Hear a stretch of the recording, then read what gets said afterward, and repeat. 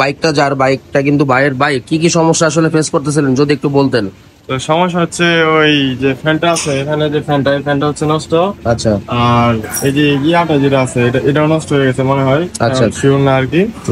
আর আরেকটা সমস্যা হইতেছে গিয়ে এটা হইতেছে গিয়ে আপনার যে হঠাৎই মানে ব্যাটারিতে চার্জ হয় পরে হঠাৎই মানে চার্জ নাই যায়, এরকম একটা সমস্যা হইতেছে আর কি। মানে মাঝে মাঝে ধাক্কা দিয়ে স্টার্ট করতে হয়। হ্যাঁ হ্যাঁ, মাঝে মাঝে আচ্ছা মাইলেজটা কি আপনার কাছে কি মনে হচ্ছে, মাইলেজটা কত পাচ্ছেন? মাইলেজটা আমি খুব কমই হয়ে যাচ্ছে আচ্ছা আমি এখানে মিটারে দেখলাম মাত্র 23 কিলোমিটার পাচ্ছে উনি মাইলেজ।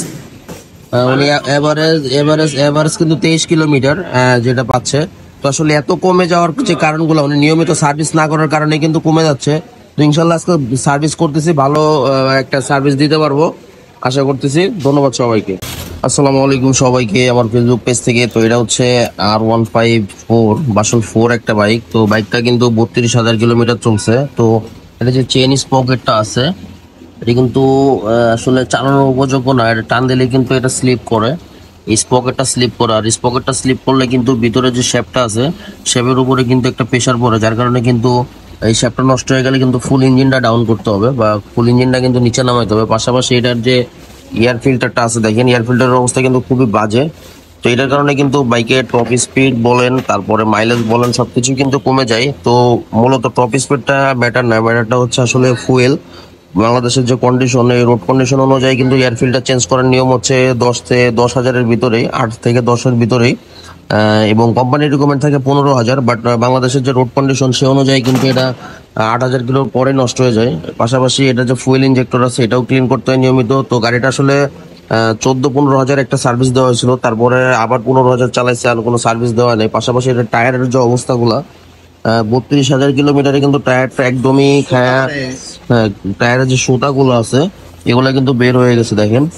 শুধু এটা না, দুইটারই সেম কন্ডিশন, দুইটা টায়ারেরই কিন্তু একই অবস্থা।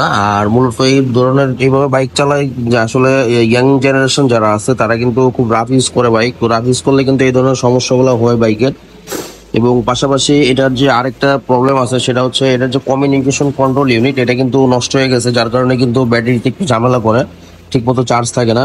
পাশাপাশি ক্লাস জেনে যা আছে এখানে আমরা সবকিছুই দেখতেছি। তো চেন স্পকেটের যে সেটটা আছে সেটা কিন্তু আমরা পুরো কমপ্লিট সেটটাই চেঞ্জ করে দিব। পিছনের দাঁতগুলো দেখেন, পিছনের স্পকেটের দাঁতগুলো কিন্তু একদম ধার হয়ে গেছে, এবং চেনের ভিতরে যে বলগুলো আছে এগুলো নষ্ট হয়ে গেছে, এবং সামনের স্পকেটের অবস্থা কিন্তু একদমই বাজে। এটা তো আসলে দেখতেই পারতেছেন, এরকম থাকবে না। এবং কুলেন্টের পানির লেভেলটাও কিন্তু কমে গেছে। পাশাপাশি আরো যে কাজগুলো আছে সবগুলো কিন্তু আমরা মাস্টার সার্ভিস করবো, এবং লাস্টে একটা টেস্ট রাইড দিব। এবং টেস্ট রাইড দিয়ে ফাইনালি যে বাইকটা যখন কমপ্লিট হবে তখন কিন্তু আমি আপনাদের সাথে শেয়ার করব।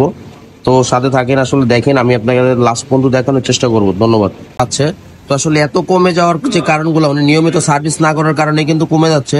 তো ইনশাল্লাহ আজকে সার্ভিস করতেছি, ভালো একটা সার্ভিস দিতে পারবো আশা করতেছি। ধন্যবাদ সবাইকে।